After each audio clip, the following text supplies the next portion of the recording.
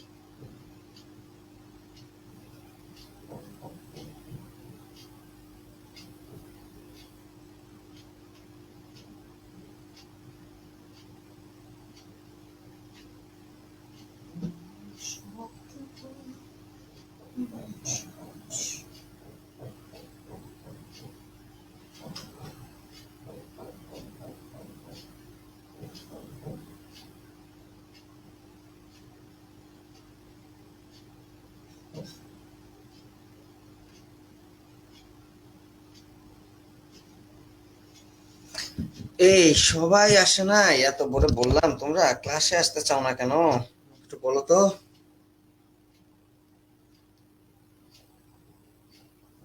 কেন ক্লাসে আসতে চাও না?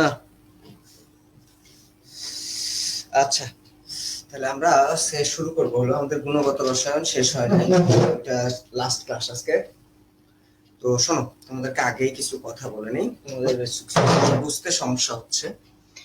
আচ্ছা, তোমাদের সপ্তাহে 2 দিন ক্লাস, এটা তো তোমরা জানোই যে এখন তোমাদের 2 দিন করে ক্লাস হবে।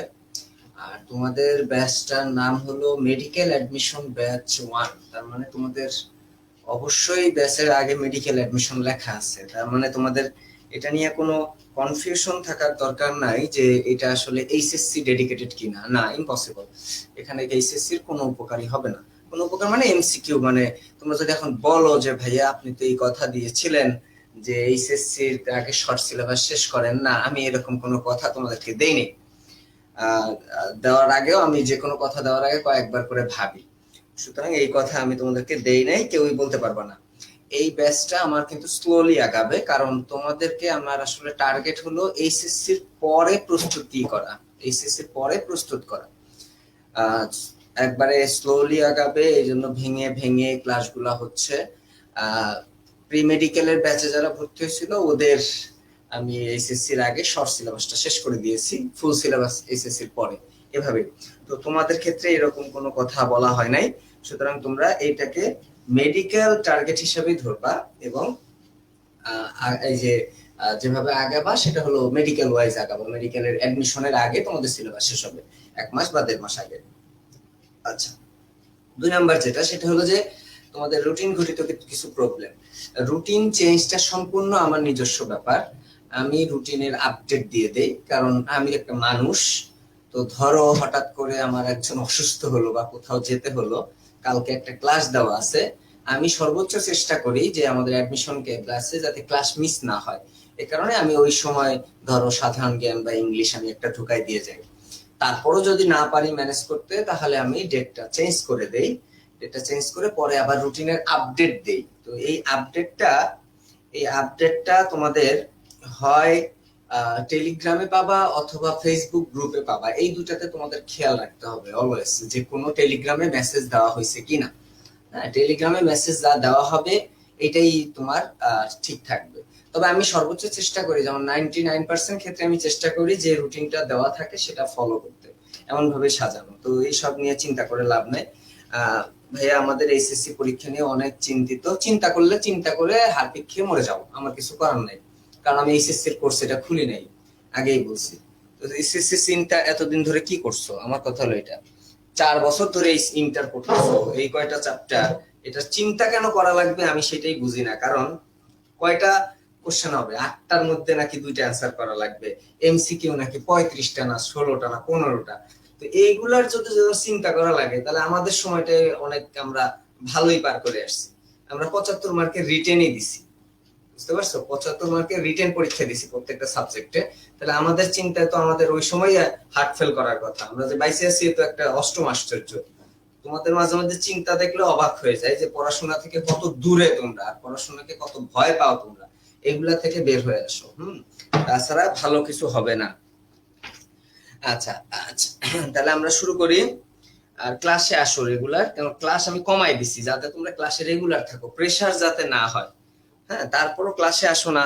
মেহরাবের ক্লাসে দেখলাম মাত্র লাস্টের দিকে আমি ঢুকছিলাম 7 জন, এটা কিন্তু সম্ভব না। আমি কিন্তু তাহলে ক্লাস কমাই দিব, টাইনে দিব।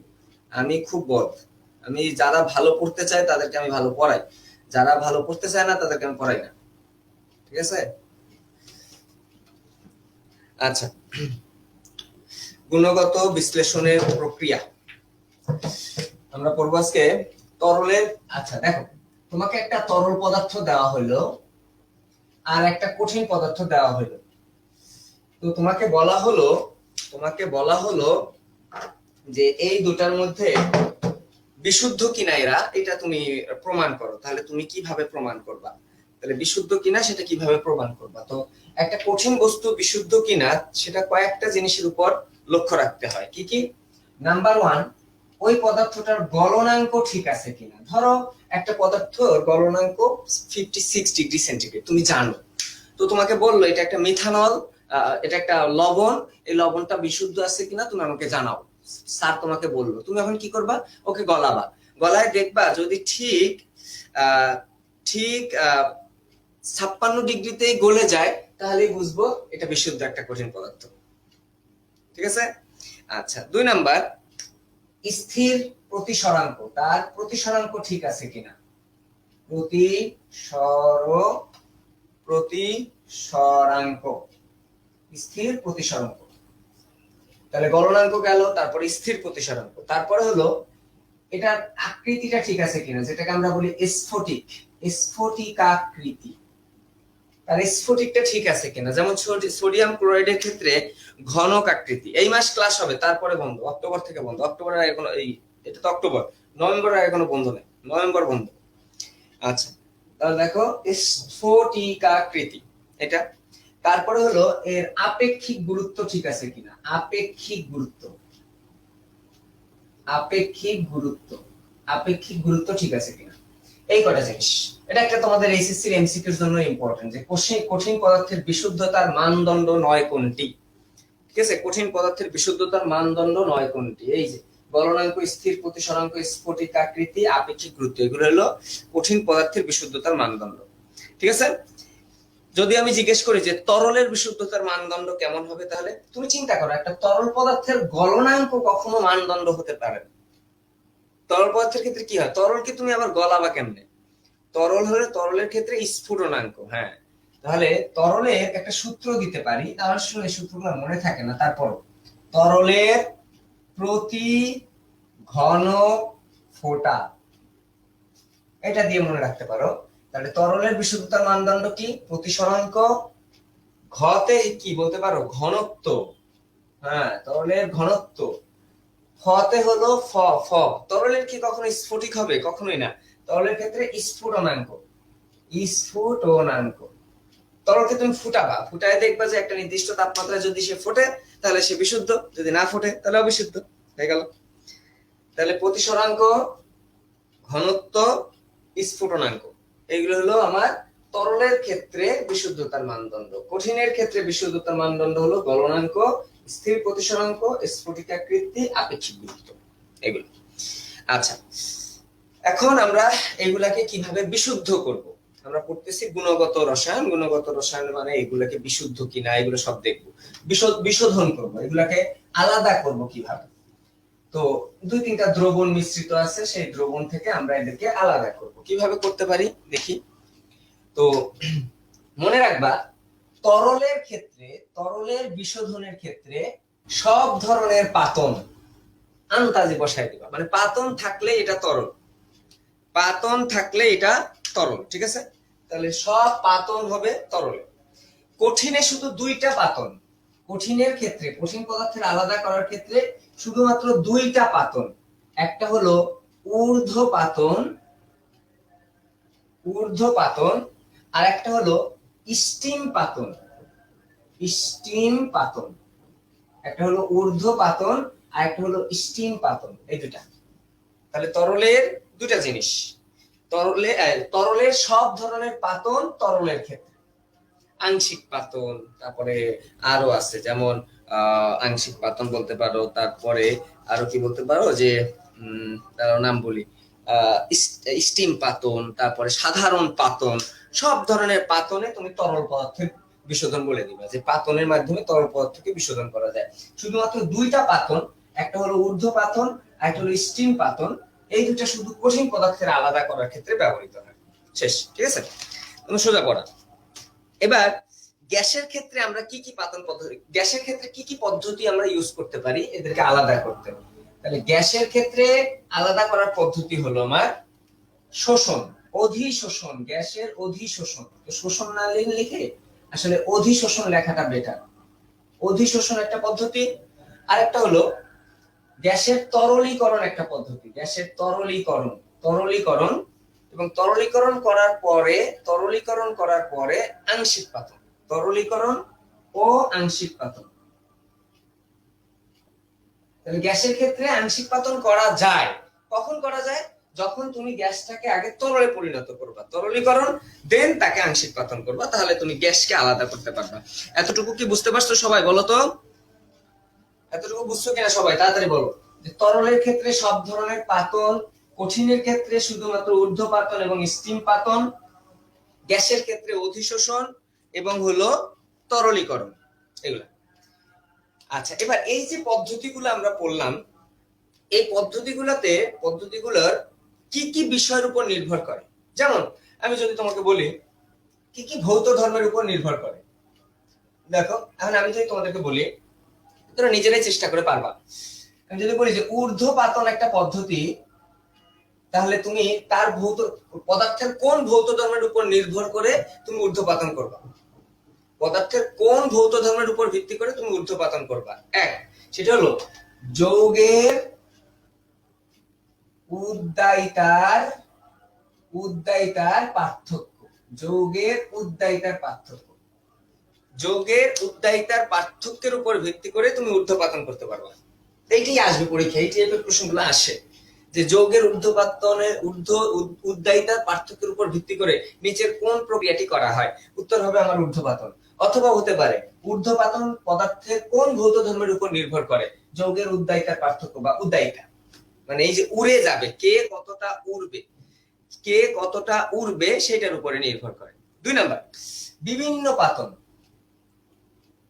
বিভিন্ন পাতন মানে অন্য সবগুলো যে পাতন, এটা কিসের উপর নির্ভর করে? এটা হলো স্ফুটনাঙ্কের পার্থক্য, স্ফুটনাঙ্কের পার্থক্য। তাহলে ঊর্ধ্বপাতন হলো যৌগের উদ্দায়িতার পার্থক্যের উপরে, বিভিন্ন পাতন হলো স্ফুটনাঙ্কের পার্থক্যের উপর নির্ভর করে, কার স্ফুটনাঙ্ক বেশি কার স্ফুটনাঙ্ক কমের উপরে। তারপরে হলো ক্রোম্যাটোগ্রাফি। ক্রোম্যাটোগ্রাফি এটা একটা পদ্ধতির নাম। এই ক্রোম্যাটোগ্রাফি কিসের উপর নির্ভর করে? অধিশোষণের উপরে, কার অধিশোষণ বেশি কার অধিশোষণ কম সেটার উপরে। তাহলে অধিশোষণের হারের উপর নির্ভর করে। তারপরে যেটা দুইটা পদ্ধতি একসাথে, একটা হলো আমরা নাম শুনবো এগুলা, দ্রাবক নিষ্কাশন ও কেলাসন। দ্রাবক নিষ্কাশন ও কেলাসন এই দুটা পদ্ধতি নির্ভর করবে দ্রাব্যতার উপরে। কার দ্রাব্যতা কেমন তার উপরে নির্ভর করবে।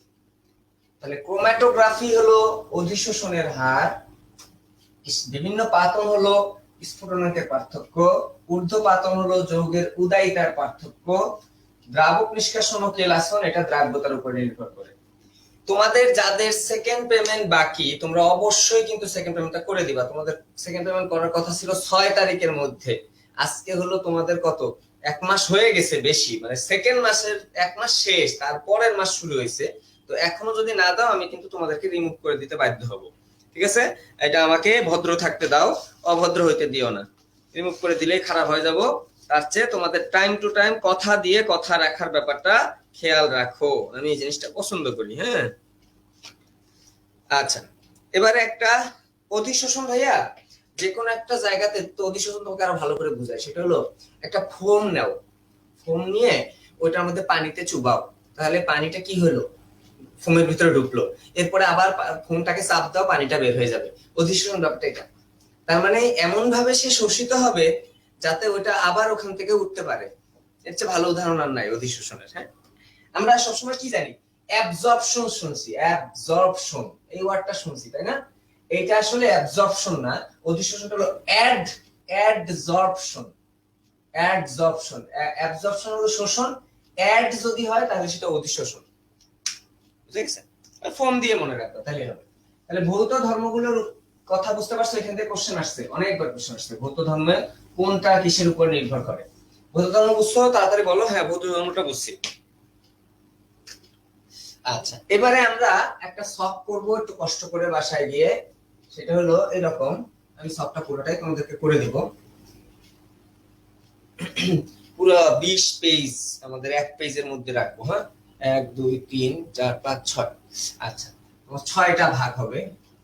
এই একটা, তারপরে 2 নাম্বার, তারপরে সমস্ফুটন একটু বড় রাখো, তারপরে স্টিমটা একটু বড় রাখো, তারপরে নিম্নচাপ পাতন, তারপরে হলো লাস্টেরটা।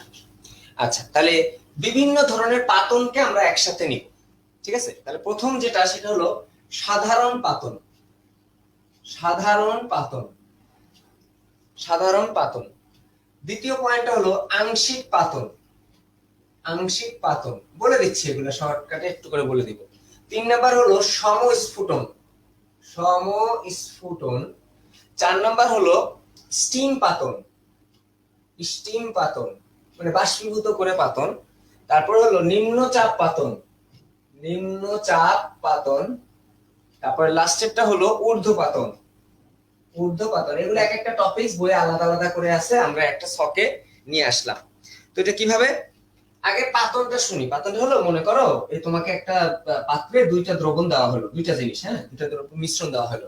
তুমি ফুটাইলা, তাপ দিলে যেটা বেশি উদ্দায়ী সেটা আগে উপরে উঠে যাবে, তাকে আলাদা করে ফেললা, আর যেটা কম উদ্দায়ী সেটা নিচে পড়ে থাকবে। তার মানে তোমার 2টা উপাদান কিন্তু পৃথক হয়ে যাবে। এটাই হলো পাতনের মূলনীতি, ঠিক আছে? আচ্ছা, তাহলে এই যে সাধারণ পাতন কখন করা যাবে? যখন একটা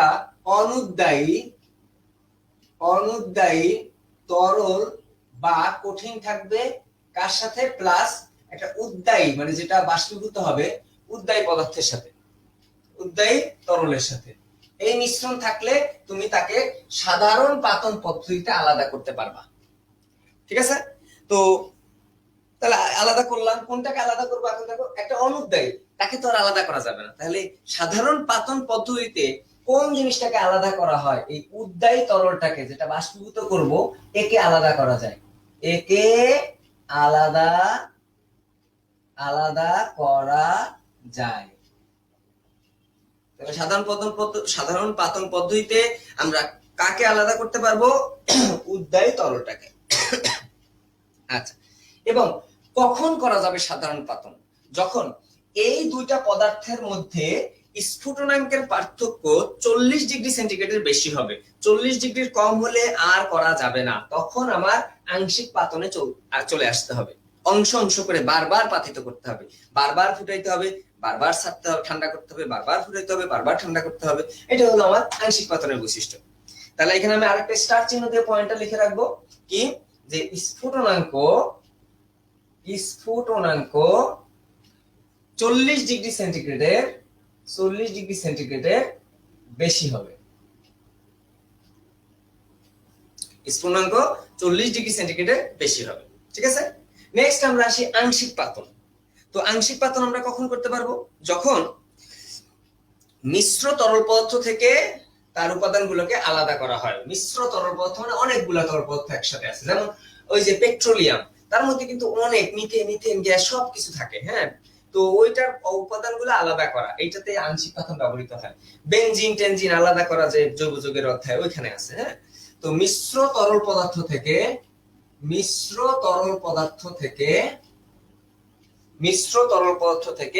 উপাদান পৃথক করার পদ্ধতি এটা। তো কখন করা হবে? আমি বলছিলাম যে স্ফুটনাঙ্ক, স্টার চিহ্নের পয়েন্ট, স্ফুটনাঙ্কের পার্থক্য 40 কম, 40 ডিগ্রি সেন্টিগ্রেডের কম হবে। এখানে তুমি কি ব্যবহার করবা এই জন্য? অংশ কলাম ব্যবহার করবা। অংশ কলাম, এটারই আরেকটা নাম অংশীকরণ স্তম্ভ ব্যবহার করবা। ঠিক আছে, এবং সাথে আরেকটা জিনিস লাগবে, সেটা হলো সাহায্যকারী শীতক, যেটাতে ঠান্ডা করা হবে। ঠান্ডা না করলে তুমি আলাদা করবা কেমনে? তাহলে সাহায্যকারী শীতক তোমার লাগবে। হ্যাঁ, সাহায্যকারী শীতক। আর এই আংশিক পাতনের প্রয়োগ কোথায় কোথায় হয়? আংশিক পাতনের প্রয়োগ হবে, তুমি একটা সূত্র লিখে নাও, সেটা হলো আপেল মনে রাখলেই হবে, আপেল। তাহলে কোথায় কোথায়? আতে হলো আলকাত্রার বিভিন্ন মিশ্রণ পৃথকীকরণ। নাম্বার 2 পতে হলো পেট্রোলিয়ামের উপাদানগুলো মিশ্রণ, আমি আগে বলছি। লতে হলো লঘু তেল, এই তিনটা। তাহলে তোমার পরীক্ষা আসবে লঘু তেল থেকে উপাদান পৃথকীকরণে কোন পদ্ধতি ব্যবহার হয়? আংশিক পাতন। পরীক্ষা আসবে আলকাত্রার উপাদানগুলো পৃথক করতে কোন পদ্ধতি ব্যবহার হয়? আংশিক পাতন। বুঝতে পারছো? তাহলে পুরো আংশিক পাতনের এত 2 পেজ পড়া আমরা একটা কলামের মধ্যে নিয়ে আসছি। ক্লিয়ার সবার? বুঝতে পারছো?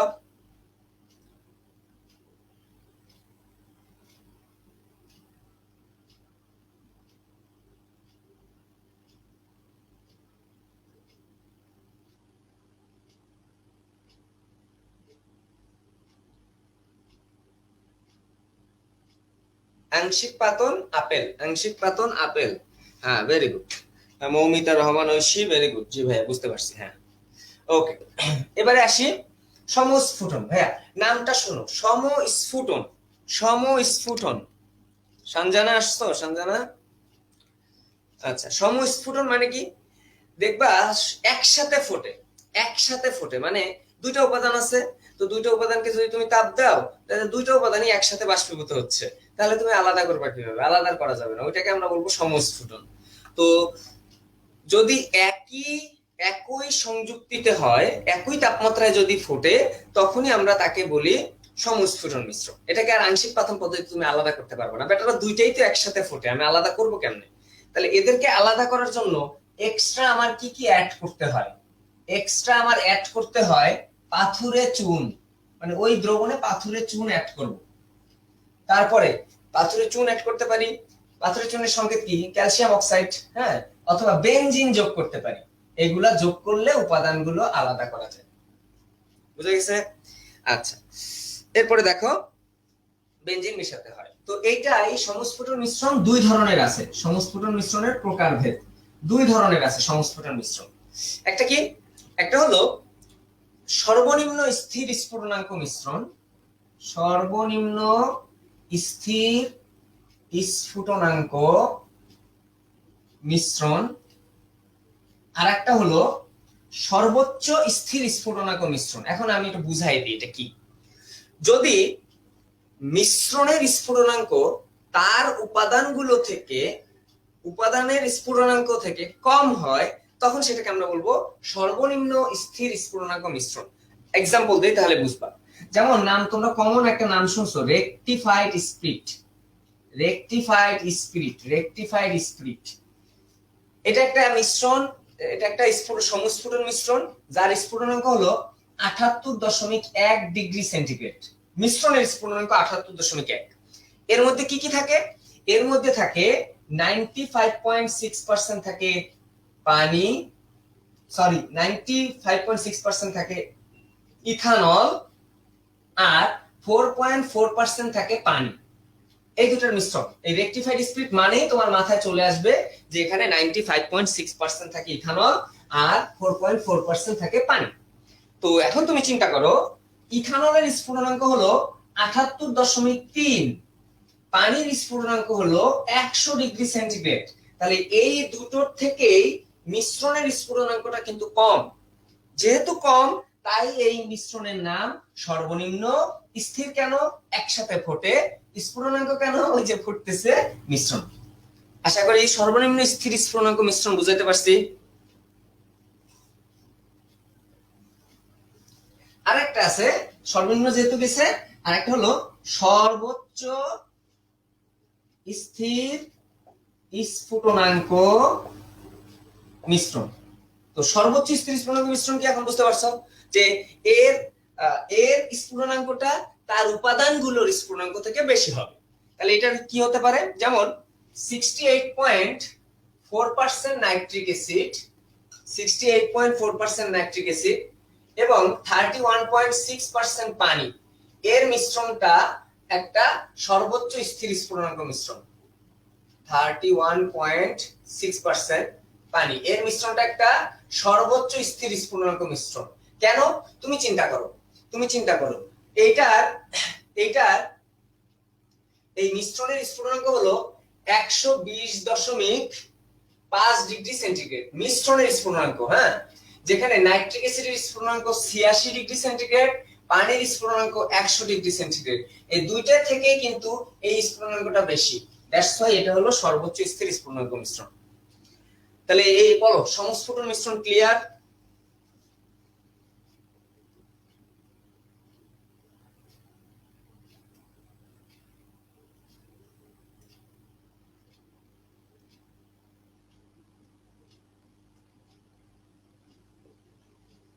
সবাই বুঝতে পারছো?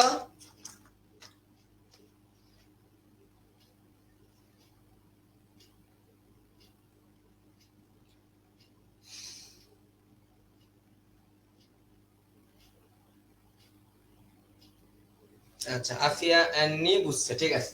এবারে আমরা আসি স্টিম পাতন। ঘর আমি বড় করে ফেলছি কারণ আমি লিখে আগাইতে পারতেছি। ওকে, স্টিম পাতন।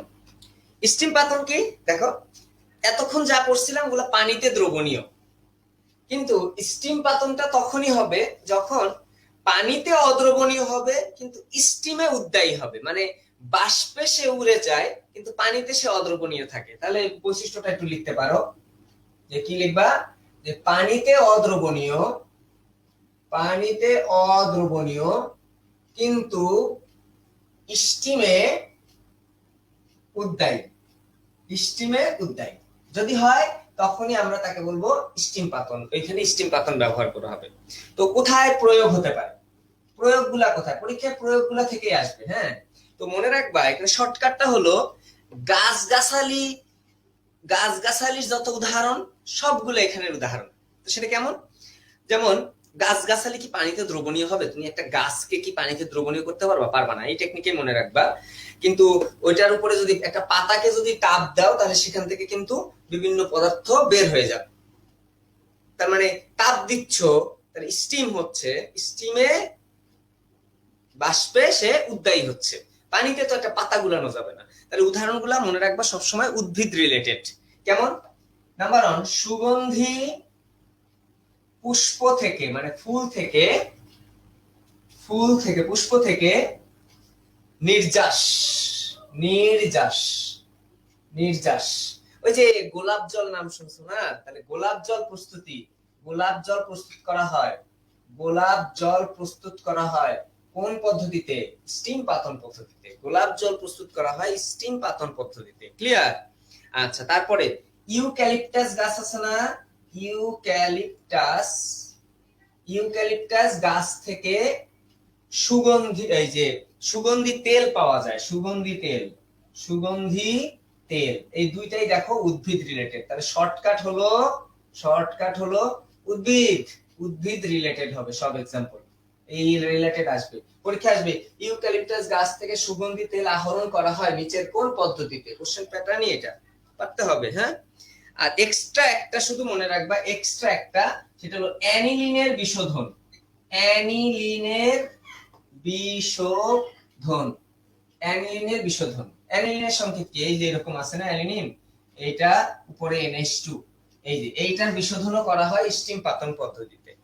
তাহলে এই হলো তিনটা এক্সাম্পল আমার স্টিম পাতনের, স্টিম পাতনের এই তিনটা এক্সাম্পল। কখন স্টিম পাতন হবে? পরীক্ষা আসবে। পানিতে অদ্রবণীয় কিন্তু স্টিমে উদ্দায়ী পদার্থের বিশোধনে নিচের কোন পদ্ধতিটা ব্যবহার করা হয়? তখন তোমার ধরতে হবে স্টিমে উদ্দায়ী মানে স্টিম পাতন, পানিতে দ্রবণীয় মানে এই পাতনগুলা, সাধারণ পাতন অথবা আংশিক পাতন। কখন সাধারণ পাতন, কখন আংশিক পাতন? যদি 40 ডিগ্রি সেন্টিগ্রেডের বেশি পার্থক্য হয় সাধারণ পাতন, যদি 40 ডিগ্রি কম পার্থক্য হয় আংশিক পাতন। যখন একই সাথে ফুটবে তখন এক্সট্রা কিছু মিশায়া, ওই যে পাথরের চুন অথবা বেনজিন মিশিয়ে আমরা সংস্ফুটন মিশ্রণ করব। সোজা কিন্তু পড়াগুলো, হ্যাঁ ধরতে হবে। আচ্ছা, এবারে আসি আমরা নিম্নচাপ পাতন। বুঝছো সবাই? তাড়াতাড়ি বলো, বুঝছো সবাই? এবারে আসি আমরা নিম্নচাপ পাতন। দেখো পয়েন্টটাই আছে নিম্নচাপ, নিম্নচাপ। তাহলে এখানে পাতন করার বেলায় অবশ্যই আমার বায়ুচাপের উপর খেয়াল রাখতে হবে। তাহলে পয়েন্টটা হলো বায়ুচাপ কমিয়ে পাতন পদ্ধতি। তাহলে যদি পরীক্ষা আসে যে নিচের কোন পাতন পদ্ধতিতে বায়ুচাপ কমানো লাগে সাধারণ বায়ুচাপ থেকে, তাকে আমরা বলবো নিম্নচাপ পাতন। ঠিক আছে? তাহলে দেখো একটা এক্সাম্পল বই আছে, গ্লিসারিনের নাম শুনছি না আমরা?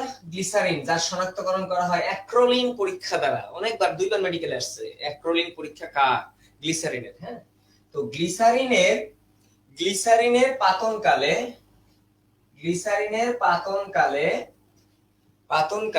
এর বায়ুচাপ নরমাল যে বায়ুচাপ আছে, নরমাল বায়ুচাপ 760 মিলিমিটার মার্কারি থেকে কমিয়ে 12 মিলিমিটার মার্কারি চাপ করা হয়, 12 মিলিমিটার মার্কারি চাপ নেওয়া হয়।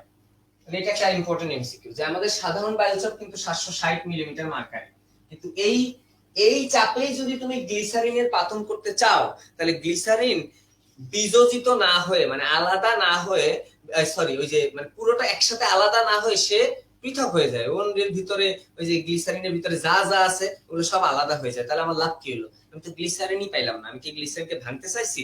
না, গ্লিসারিনকে আলাদা পাইতে চাইছি, কিন্তু আলাদা আমি পাবো না। কারণ এই সাধারণ বায়ুচাপে যদি করি, তাহলে এখানে বায়ুচাপ আগে কমায় নিতে হয়। যেহেতু বায়ুচাপ কমানো হচ্ছে, তাই এই পদ্ধতির নাম নিম্নচাপ পাতন। তো প্রয়োগ কোথায় কোথায় প্রয়োগ করা যায়? প্রয়োগ করা যায় গ্লিসারিন, আমি তো এটাও বললাম, গ্লিসারিন শনাক্তকরণে প্রয়োগ করা যায়। নাম্বার 2, ফিনাইল হাইড্রাজিন, মানে আমি শর্টকাট শিখাই দিব মনে রাখা। ফিনাইল হাইড্রাজিন, এগুলো তোমার চেনার দরকার নাই, এগুলা জৈব রসায়নের পড়া, তখন তোমাকে আমি চিনাই দেব। তারপরে ethyl ম্যালোনেট,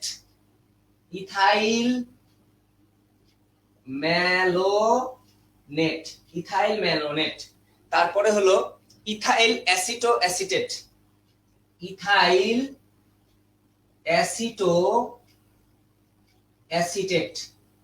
ethyl acetoacetate, ethyl অ্যাসিটো acetate.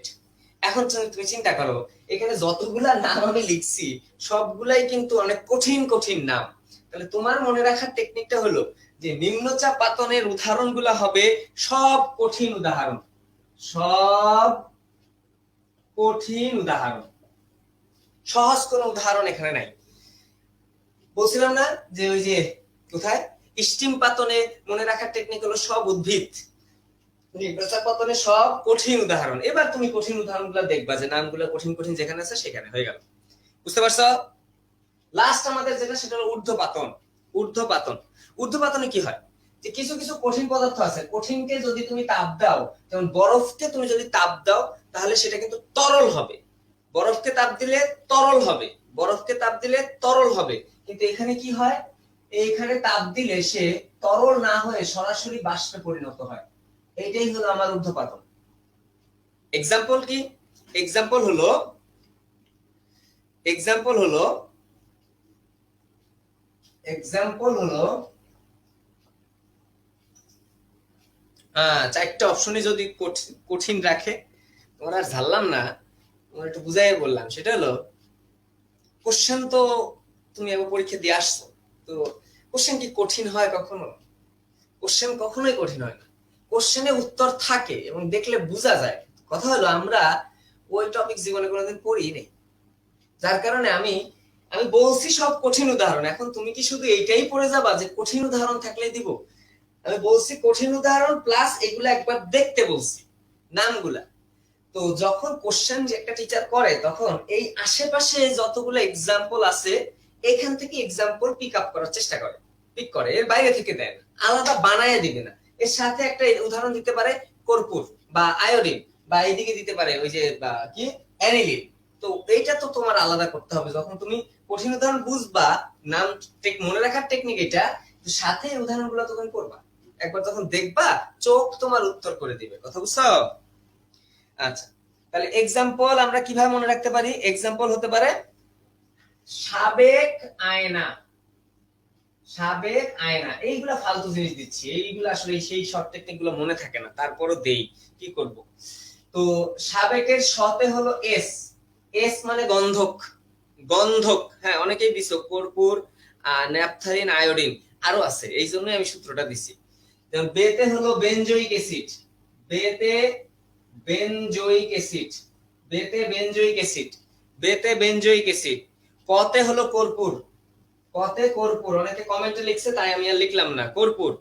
আতে আয়োডিন, আতে আয়োডিন, আতে আয়োডিন। নতে হলো ন্যাপথালিন, নতে ন্যাপথালিন। আচ্ছা, এবার আমাকে বলো এই সব থেকে তুমি কিন্তু পরীক্ষা হলে কোশ্চেন পাবা, কনফার্ম কোশ্চেন পাবা। পারবা কিনা সবাই বলো? তাহলে এই সব করতে বললে 20 পেজ পড়া লাগবে না। এই আপা আমি চার্জ চাইছিলাম তো।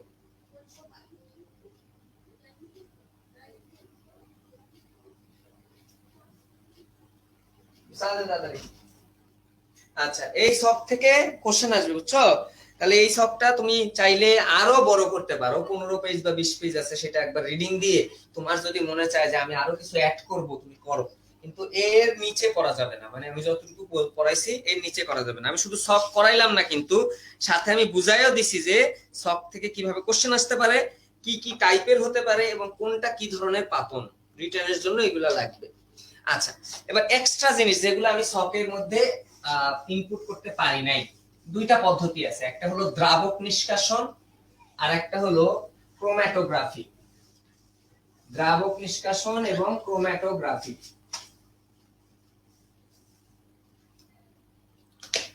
হ্যাঁ, দ্রাবক নিষ্কাশন। ধরো তুমি একটা দ্রাবক নিছো, কিসের দ্রাবক, কিসের দ্রাবক নিছো এই পাত্রে? ধরো সোডিয়াম ক্লোরাইড আর হলো ইথার নিছো। তো একটা দেখো পোলার আর একটা অপোলার, একটা পোলার আর একটা অপোলার।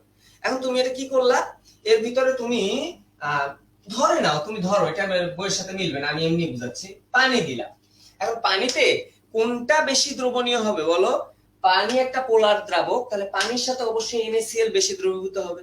তাহলে NaCl ওই পানির সাথে মিশে আলাদা হয়ে যাবে। তাহলে পদ্ধতিটা কি দাঁড়াইলো, যে তুমি একটা দ্রবণের ভিতরে অন্য আরেকটা দ্রাবক পদার্থ যোগ করলা, দ্রাবক পদার্থ যোগ করে একটা উপাদানকে আলাদা করতে পারলা, এইটাকে আলাদা করতে পারলা, এইটাকেই তুমি বলবা দ্রাবক নিষ্কাশন, মানে দ্রাবক দিয়ে আর একটা জিনিসকে নিষ্কাশন করা, এটাই হলো দ্রাবক নিষ্কাশন। তো আমাদের এমসিকিউর ক্ষেত্রে এত কিছু বোঝার দরকার নাই, আমাদের শুধু লাগবে এখান দিয়ে কেডি। কেডি কেডি পাঠক না, কেডি পাঠকের না আবার না, কেডি কেডি মিনিংটা হলো, কেডিটা হলো ডিস্ট্রিবিউশন কোএফিসিয়েন্ট, এটা দ্রাবক নিষ্কাশনের ক্ষেত্রে লাগে।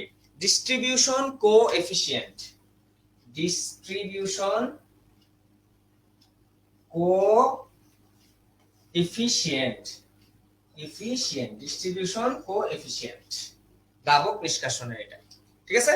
তো এখন এই দ্রাবক নিষ্কাশনে আমি কি কি দ্রাবক ব্যবহার করতে পারি, এটা আমাদের একটা ইম্পর্টেন্ট এমসিকিউ। আর দ্রাবক নিষ্কাশনের কয়টা প্রকারভেদ আছে, এটাও একটা ইম্পর্টেন্ট এমসিকিউ। তাহলে আমরা দেখি কি কি আমরা দ্রাবক ব্যবহার করতে পারি, লিখে নিতে পারো, সময় আছে যেহেতু লেখো, অনেক সময় আছে। তো ব্যবহৃত ভালো দ্রাবক হলো, কি কি দ্রাবক তুমি ব্যবহার করতে পারো, ভালো দ্রাবক সমূহ, হ্যাঁ, একটা হতে পারে ডাই ইথাইল ইথার, জৈব দ্রাবক সব, diethyl ether. Number 2 benzene, number 3 toluene, number 4 n hexane, number 5 chloroform, chloroform, number 6 dichloromethane, dichloromethane.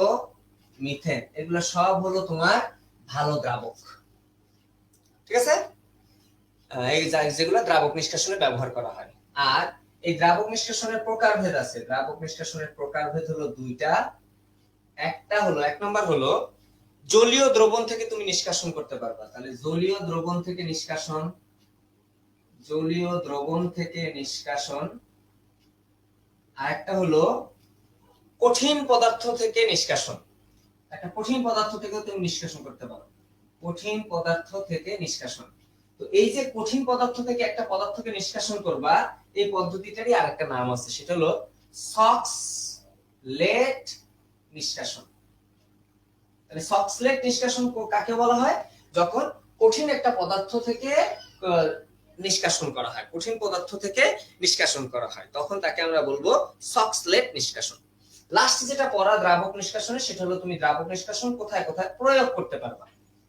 মনে রাখবা খাবারের জিনিসপত্র সব, দ্রাবক নিষ্কাশন মানে খাওয়ার জিনিসপত্র। তাহলে কি কি, এই যে খাওয়ার তেল, খাওয়ার তেল, হ্যাঁ, মরিচের গুঁড়া থেকে লাল রং, মরিচের গুঁড়া, মরিচের গুঁড়া থেকে লাল রং, মরিচের গুঁড়া থেকে লাল রং, দুইটাই।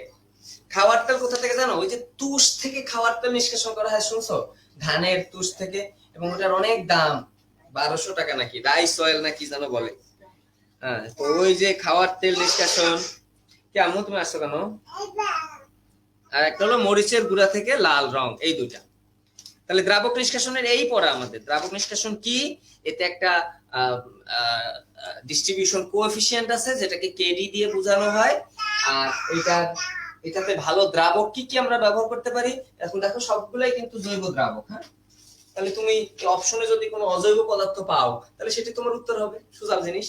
আর প্রকারভেদ দুইটা, জলীয় দ্রবণ থেকে নিষ্কাশন করা যায়, কঠিন পদার্থ থেকে। দেখো কঠিন পদার্থ থেকে নিষ্কাশন একটু কঠিন না, এটা তো টাফ, এই জন্য যন্ত্রটার নামও টাফ, সক্সলেট নিষ্কাশন যন্ত্র বলা হয়। আচ্ছা আচ্ছা, আমরা অধ্যায়ের লাস্ট টপিকসে চলে আসব, সেটা হলো ক্রোম্যাটোগ্রাফি। ক্রোম্যাটোগ্রাফি থেকে আমাদের কোশ্চেন আসতে পারে।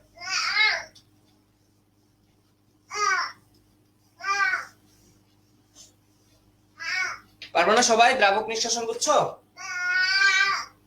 ক্রোম্যাটোগ্রাফি,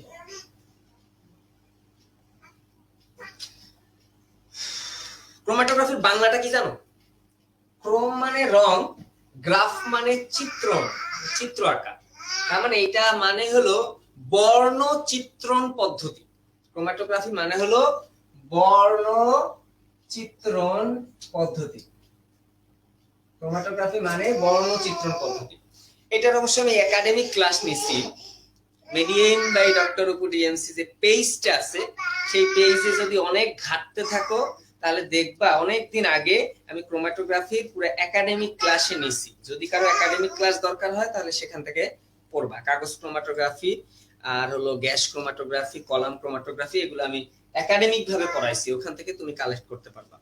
আচ্ছা, তো এইটা আবিষ্কার করছে। এখন আমরা পড়তেছি রসায়নে, কিন্তু মজার ব্যাপার হলো এটা আবিষ্কার করছে একজন বোটানিস্ট। সালোক সংশ্লেষণে ক্লোরোফিল এ ক্লোরোফিল বি আছে না, এই জিনিসগুলো আলাদা করার জন্য তার এটা দরকার ছিল যে আমি এই রংগুলোকে আলাদা করব, এই কণিকাগুলোকে আলাদা করব। তখন তার প্রয়োজন থেকে সে এই ক্রোমাটোগ্রাফি পদ্ধতি আবিষ্কার করছে। তো তার নাম ছিল রুশ, মানে রুশ বোটানিস্ট, সে রুশ botanist Mikhail sweat. Mikhail sweat, তাহলে ক্রোমাটোগ্রাফি আবিষ্কার করছে রুশ বোটানিস্ট মিখাইল সোয়েট। রুশ বোটানিস্ট মিখাইল সোয়েট। যাও, মিখাইল সোয়েট। আচ্ছা, প্রত্যেকটা ক্রোমাটোগ্রাফিতে ইচ এন্ড এভরি ক্রোমাটোগ্রাফির দুইটা মাধ্যম থাকে। একটা হলো স্থির একটা মাধ্যম থাকবে, স্থির মাধ্যম যেটা স্থির থাকবে ওটাকে আমরা স্থির সাম্যাবস্থাও বলতে পারি। আর একটা থাকবে চলনশীল বা গতিশীল, চলনশীল সাম্যাবস্থা। তাহলে প্রত্যেকটা ক্রোমাটোগ্রাফিতে দুইটা মাধ্যম থাকে, একটা হলো স্থির আর একটা হলো চলনশীল। আমি সোজা বাংলায় বুঝাই দিই। ধরো একটা কলাম ক্রোমাটোগ্রাফি, একটা কলাম কলাম কলাম, তাই কলামের মতো আছে, তাই কলাম ক্রোমাটোগ্রাফি। এর ভিতরে আমরা স্থির মাধ্যম রূপে আমরা অ্যালুমিনিয়াম Al2O3 দিলাম, অ্যালুমিনা নিলাম স্থির মাধ্যম, মানে এই জিনিসগুলোকে আমি এখানে বসায় দিলাম। কঠিন, হ্যাঁ, এটা নড়াচড়া করবেন না। আর এর উপর দিয়ে আমরা একটা এই যে চলনশীল সাম্যাবস্থা দিব। চলনশীল সাম্যাবস্থা রূপে আমরা বিভিন্ন জৈব দ্রাবক ইউজ করি। আমি লিখে দিব যে স্থির রূপে কি কি, চলনশীল রূপে কি কি। তো আর কি দিব, আর এখানে আমি সলভেন্টটা নিব। সলভেন্ট মানে যেটা থেকে আলাদা করব। ধরো ক্লোরোফিল আলাদা করতে চাচ্ছি, প্রথমে স্থির মাধ্যম দিলাম Al2O3, উপরে দিলাম হলো উপর থেকে আমি কি চলনশীলটা ছাড়বো। চলনশীল মাধ্যমটা আমার জৈব দ্রাবক হবে, তার মানে অপোলার। হ্যাঁ, এই ক্লোরোফিলের ভিতরে ক্লোরোফিল এ ক্লোরোফিল বি ধরে নেই একটা বেশি পোলার আর একটা কম পোলার। তাহলে উপর থেকে আমার যেটা যাচ্ছে সেটা অপোলার। তোমরা তো জানো লাইট ডিজলভস লাইট, মানে কি পোলারের সাথে পোলার মিশবে, অপোলারের সাথে অপোলার মিশবে। তাহলে এ যখন যাবে নিচের দিকে যখন ছাড়বো, তাহলে ক্লোরোফিলের মধ্যে যেটা অপোলার সে তার সাথে সাথে বেশি দূর অতিক্রম করবে, বেশি দূর অতিক্রম করবে। আর এর মধ্যে যেটা একটু পোলার ধর্মী সে একটু কম পথ অতিক্রম করবে। তাহলে এদের মধ্যে কিন্তু দুইটা আলাদা হয়ে গেল, একটা এই পর্যন্ত থাকলো আর একটা এই পর্যন্ত থাকলো। একবারে সহজ সরল ভাষায় ক্রোমাটোগ্রাফি বুঝার সিস্টেমই এটা, বুঝতে পারছো? একদম একাডেমিক্যালি পড়াইলাম যে এইটাই সহ ক্রোমাটোগ্রাফি বুঝার। ক্রোমাটোগ্রাফি ওয়ার্ডটা কঠিন, তো মনে হয় যে অনেক কঠিন জিনিস, আসলে কাহিনীটা বুঝছো কি করা হয়।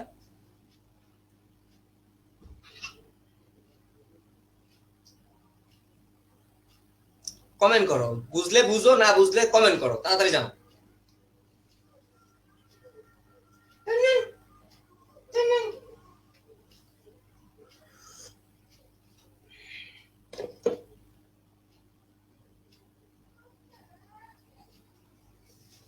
হ্যাঁ, ভেরি গুড। আচ্ছা, এটা হলো বেসিক। আমার ক্রোমাটোগ্রাফি খুব কঠিন একটা জিনিস না। হ্যাঁ, পোলার আর অপোলার এই ধর্মের উপর ভিত্তি করে আসলে আলাদা করা হয় অনেকটা। হ্যাঁ, আচ্ছা, তো এখানে স্থির মাধ্যম রূপে আমরা কি কি ব্যবহার করতে পারি, তো তুমি লিখতে পারো স্থির মাধ্যম রূপে।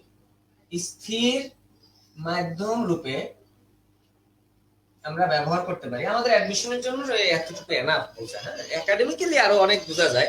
আধা ঘন্টার ক্লাস, 1 ঘন্টার ক্লাস শুধু কলাম ক্রোমাটোগ্রাফি আমি বুঝাই, গ্যাস ক্রোমাটোগ্রাফি 1.5 ঘন্টা বুঝাই। তাহলে বুঝো কত কাহিনী আছে এর মধ্যে। আচ্ছা, তো স্থির মাধ্যম রূপে আমরা কি কি নিব, নিতে পারি Al2O3 বা alumina, MgO magnesium oxide, MgCO3 এটা নিতে পারি, তারপরে CaCO3 নিতে পারি, তারপরে SiO2 নিতে পারি, তারপরে স্টার্চের গুঁড়া মানে এই শর্করা গুঁড়া, এগুলো নিতে পারি। এগুলো সব আমার স্থির মাধ্যম, এগুলো সব আমার স্থির মাধ্যম, এগুলো সব স্থির মাধ্যম। Al2O3, MgO, MgCO3 CaCO3 SiO2 starch গুলা, এগুলো সব আমার স্থির মাধ্যম রূপে, ওই যে বলছিলাম দুটা মাধ্যম থাকে, একটা স্থির আর একটা গতিশীল, স্থির মাধ্যম রূপে আমরা এগুলো ব্যবহার করব। হ্যাঁ, তো এগুলো দুটো নাম আছে, নাম দুটো শিখে ফেলো। Al2O3 নাম অ্যালুমিনা, অ্যালুমিনার সংকেত আসে প্রায়। আর MgO এটার একটা নাম হলো ম্যাগনেসিয়া, ম্যাগনেসিয়া। এবার আসি প্রকারভেদ, এই ক্রোমাটোগ্রাফি কি কি ধরনের হতে পারে? ক্রোমাটোগ্রাফি হতে পারে দুই ধরনের। এক, অধিশোষণ ক্রোমাটোগ্রাফি, অধিশোষণ ক্রোমাটোগ্রাফি এটা হতে পারে। দুই হতে পারে বন্টন বা বিভাজন, বন্টন বা বিভাজন ক্রোমাটোগ্রাফি, একটা অধিশোষণ আর একটা হলো বন্টন বা বিভাজন। অধিশোষণ আবার দুই প্রকার, ওই যে অধিশোষিত হয়, হ্যাঁ, একটা হলো কলাম ক্রোমাটোগ্রাফি আর একটা হলো পাতলা স্তর বা thin layer chromatography. Thin layer, English আসলে পারবো না তাই লিখে দিলাম, থিন লেয়ার ক্রোমাটোগ্রাফি। একটা হলো কলাম ক্রোমাটোগ্রাফি আর একটা হলো থিন লেয়ার, যদি লেয়ারটা পাতলা থাকে তাহলে আমরা থিন লেয়ার বলবো। আর বন্টন বা বিভাজন মানে কে কতটুকু বন্টিত হচ্ছে যাচ্ছে একটা জিনিসের মধ্যে, এটাই বন্টন বা বিভাজন। একটা হতে পারে পেপার ক্রোমাটোগ্রাফি আর একটা হতে পারে গ্যাস ক্রোমাটোগ্রাফি, আর একটা হতে পারে গ্যাস ক্রোমাটোগ্রাফি। এখন এখানে একটু পড়াশোনা আছে, যারা বেশি পড়তে চাও তাদের জন্য। সেটা হলো কলাম ক্রোমাটোগ্রাফিতে স্থির মাধ্যম রূপে আমরা ব্যবহার করব কঠিন পদার্থ, একটু আগেই দেখছি স্থির মাধ্যম কঠিন। আর চলনশীল মাধ্যম রূপে আমরা নিব তরল পদার্থ, ওই যে বলছি একটা দ্রাবক, জৈব দ্রাবক নেওয়া হয়। পেপার ক্রোমাটোগ্রাফিতে দুইটাই তরল, স্থির তরল আর হলো স্থিরটাও তরল, গতিশীলটাও তরল। কারণ এখানে তরলটা না হয় কেমনে জানো? কেমনে বুঝাবো, এত কিছু আসলে একাডেমিক ক্লাস না হলে হয় না। হোয়াটম্যান ফিল্টার পেপার নামক একটা ফিল্টার আছে, ওর মধ্যে কিছু সেলুলোজ থাকে যেগুলো পানি শোষণ করে ফেলে। সেলুলোজ একটা কলয়েড ধর্মী পদার্থ, সে পানি শোষণ করে, ইমবাইবিশন পদ্ধতিতে পানি শোষণ করে। করলো ওই যে পানিটা যে শোষণ করলো সেলুলোজ, ওই কাগজে তো সেলুলোজ থাকবে, ওই সেলুলোজ যে পানিটা শোষণ করলো সেই পানিটাই ওখানে স্থির মাধ্যম রূপে কাজ করে। এই জন্যই আমি লিখছি যে পেপার ক্রোমাটোগ্রাফিতে স্থির মাধ্যম রূপেও তরল পদার্থ ব্যবহৃত হয়, গতিশীল বা চলনশীল রূপেও তরল পদার্থ ব্যবহৃত হয়, চলনশীল মাধ্যম রূপেও তরল পদার্থই ব্যবহৃত হয়। তো এখানে কোনটা তরল পদার্থ ইসের ক্ষেত্রে? হোয়াটম্যান ফিল্টার পেপার, হোয়াটম্যান ফিল্টার পেপার ব্যবহার করা হয়, যে হোয়াটম্যান ফিল্টার পেপারের ভিতরে সেলুলোজ থাকে। কি থাকে? সেলুলোজ থাকে। সেই সেলুলোজ কি করবে? কিছু পানি শোষণ করবে, কিছু পানি শোষণ করবে, সেই পানিটাই আমার স্থির মাধ্যম হিসেবে কাজ করে। হয়ে গেল আমার পড়া। তাহলে আর কোনো কনফিউশন থাকলো না যে আসলে স্থির মাধ্যম রূপে কিভাবে তরলটা হতে পারে। এইভাবেই তরলটা হতে পারে। কাগজের মধ্যে কি থাকবে? সেলুলোজ থাকবে, যে সেলুলোজটা পানি শোষণ করবে, যেটা শোষণ করে রাখবে সে ধরেই রাখবে, ওইটাই তার স্থির মাধ্যম। বুঝা গেছে? আচ্ছা, আর গ্যাস ক্রোমাটোগ্রাফি যেটা, এটা তো নামই গ্যাস, তাহলে এর স্থির মাধ্যম রূপে, এটা মুছে দিলাম, গ্যাস ক্রোমাটোগ্রাফির স্থির মাধ্যম রূপে আমরা তরল ব্যবহার করব, তরল পদার্থ, চলনশীল মাধ্যম রূপে আমরা গ্যাস ব্যবহার করব। তার মানে একটা পাম্প দিয়ে গ্যাসকে এমন ভাবে চালনা করা হয় যে ওই গ্যাসই সলভেন্ট থেকে উপাদানগুলোকে সামনের দিকে নিয়ে যায়। এখন কে কতটুকু সামনে যাবে তার উপর ভিত্তি করে আমাদের ক্রোমাটোগ্রাফি আলাদা করা হয়। আচ্ছা,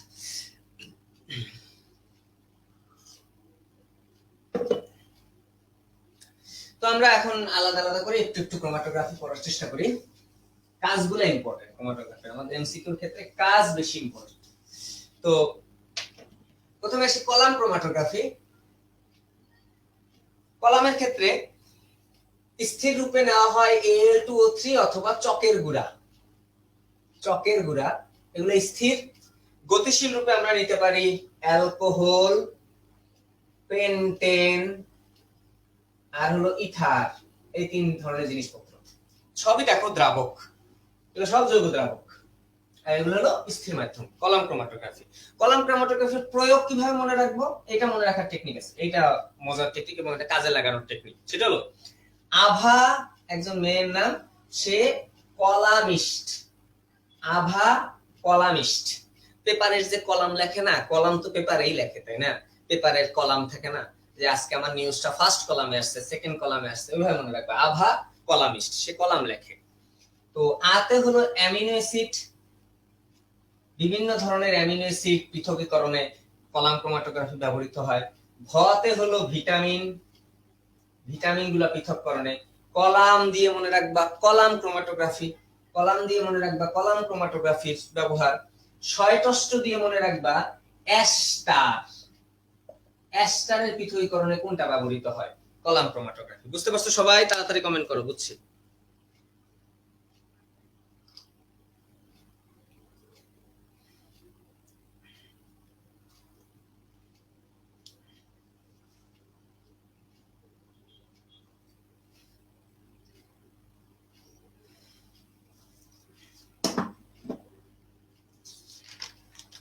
বলো, বুঝতে পারছি।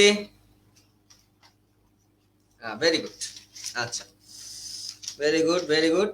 ওকে, এবার আমরা লাস্ট যেটা, সেটা হলো এই যে পেপার ক্রোমাটোগ্রাফি সম্পর্কে একটু বোঝার চেষ্টা করি। পেপার ক্রোমাটোগ্রাফি থেকে আমাদের কি কি পড়াশোনা লাগে। তো পেপার ক্রোমাটোগ্রাফি অলরেডি আমরা পড়ে ফেলছি যে এর স্থির মাধ্যম রূপে আমরা হোয়াটম্যান ফিল্টার পেপার ব্যবহার করি, সেখানে সেলুলোজ থাকে যেটা পানি শোষণ করে, ওটা স্থির মাধ্যম। হ্যাঁ, তো এটার ব্যবহারটা হলো, প্রয়োগটা ইম্পর্টেন্ট পেপার ক্রোমাটোগ্রাফির।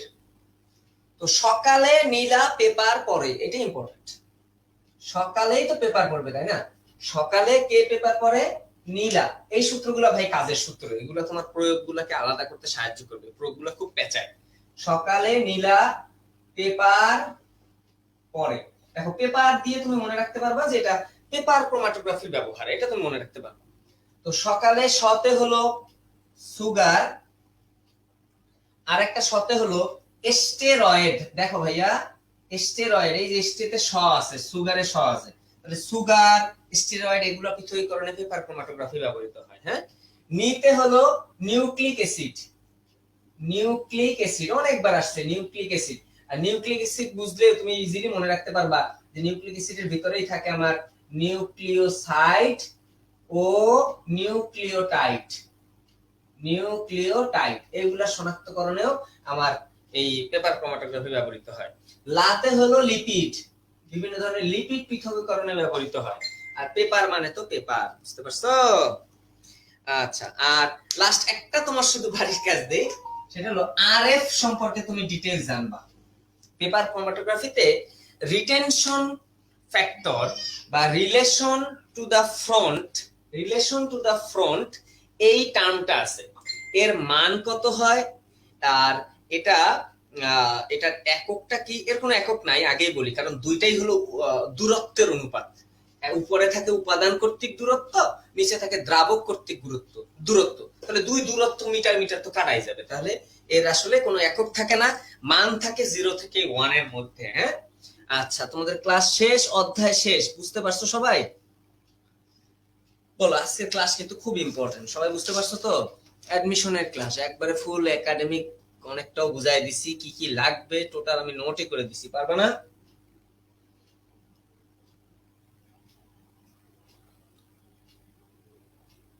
তাড়াতাড়ি বলো, তাড়াতাড়ি বলো, আমার আবার একাডেমিক ব্যাচ আছে বায়োলজি, তাড়াতাড়ি বলো। বুঝছো সবাই? এখন সাজায় ফেলো, এখন পড়তে থাকো। প্রায় 30 পেজ না 35 কি 40 পেজের মতো পড়াশোনা আছে, এর মধ্যে আমি যতদূর সম্ভব চেষ্টা করছি তোমাদের একসাথে করে দেওয়ার, সহজ করে দেওয়ার। কেমিস্ট্রি কঠিন, কিন্তু সহজ করে পড়তে হয়, না হলে কিন্তু কেমিস্ট্রি তোমাকে অনেক ভুগাবে। সবার কিন্তু সমস্যা থাকে অ্যাডমিশন কেমিস্ট্রিতে, বায়োলজি সবাই পারে, ও স্যাম ম্যাম ল্যাম স্যাম এরাও পড়াইতে পারে, এরাও বুঝতে পারে, কিন্তু কেমিস্ট্রি পড়ানো খুব টাফ আছে, কেমিস্ট্রি পড়াও টাফ আছে, একটু ভালো করে পড়বা। হ্যাঁ, ঠিক আছে, সবাই ভালো থাকো, সবাই বুঝতে পারছো? হ্যাঁ, ইনশাল্লাহ ইনশাল্লাহ ইনশাল্লাহ, ঠিক আছে, ওকে।